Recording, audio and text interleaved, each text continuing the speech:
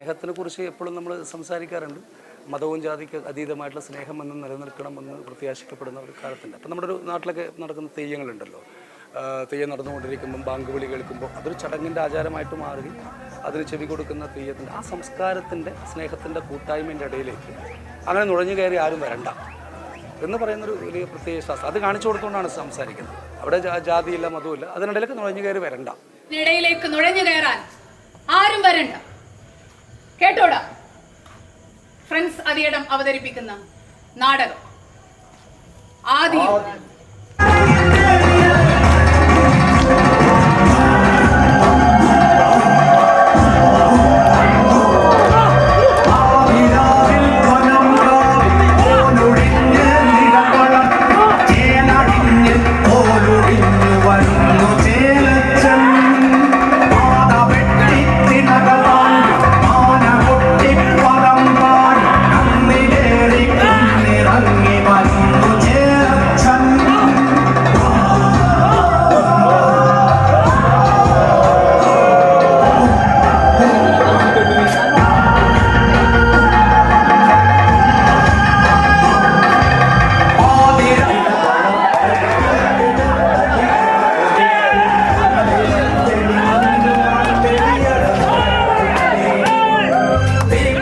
നമസ്കാരം, ശ്രീനി ആലക്കോടാണ്.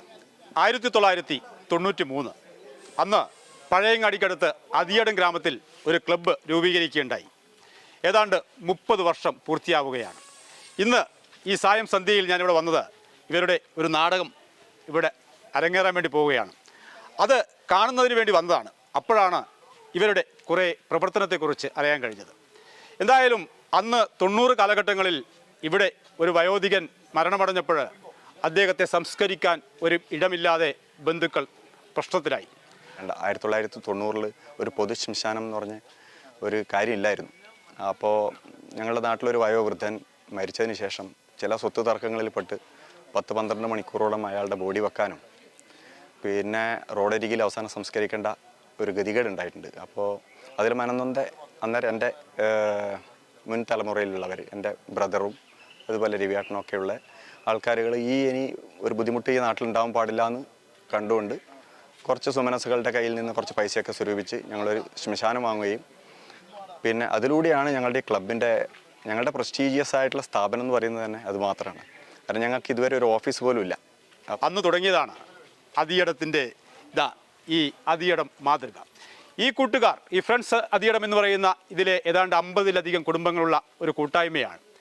ആ കുടുംബങ്ങളിലെ എല്ലാ അംഗങ്ങളെയും പരമാവധി ഉൾപ്പെടുത്തിക്കൊണ്ട് ഇവർ ഒരു നാടകം തുടങ്ങുകയാണ്.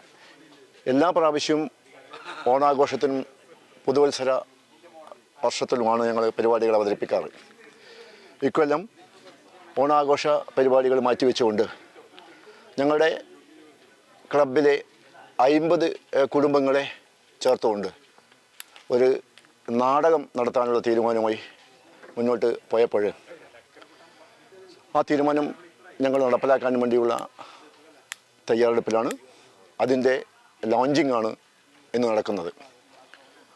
ഞങ്ങളുടെ എക്സിക്യൂട്ടീവ് മെമ്പറായ വിപിൻ ദാസ്, അദ്ദേഹത്തിൻ്റെ സുഹൃത്തായ ഉമേഷ് കല്യാശ്ശേരി എന്ന പ്രസിദ്ധനായ നാടക സംവിധായകനെ ഞങ്ങൾക്ക് പരിചയപ്പെടുത്തിരിക്കുകയും അദ്ദേഹത്തിൻ്റെ ശിക്ഷണത്തിൽ നാടകം ആദി യുഗം എന്ന നാടകം ഞങ്ങൾ ഏതാണ്ട് പഠിച്ച് അത് ഇന്നിവിടെ ലോഞ്ച് ചെയ്യുകയാണ്.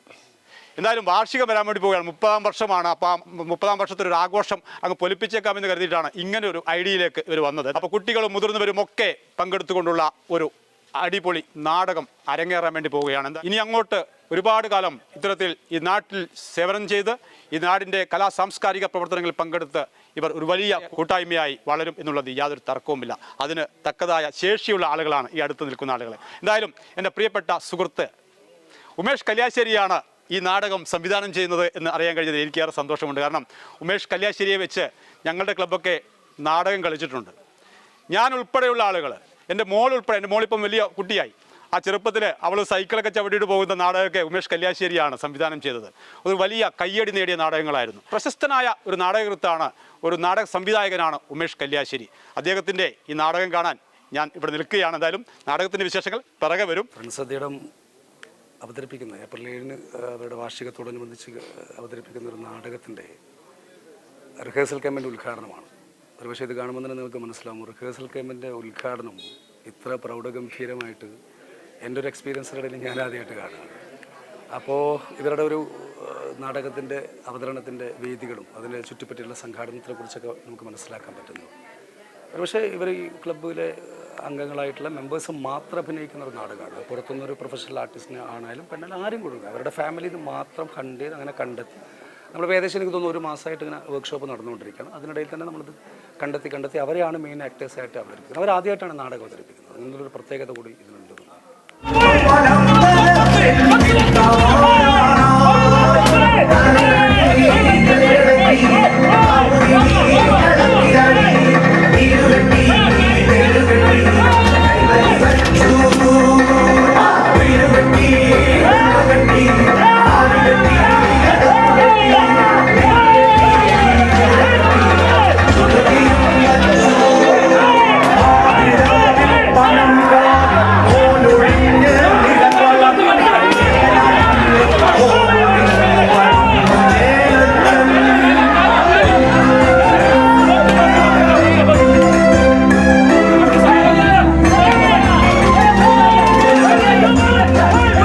എന്തായാലും എല്ലാവർക്കും നന്മ വരട്ടെ. മറ്റൊരു വിഷയമായി വീണ്ടും കാണാം.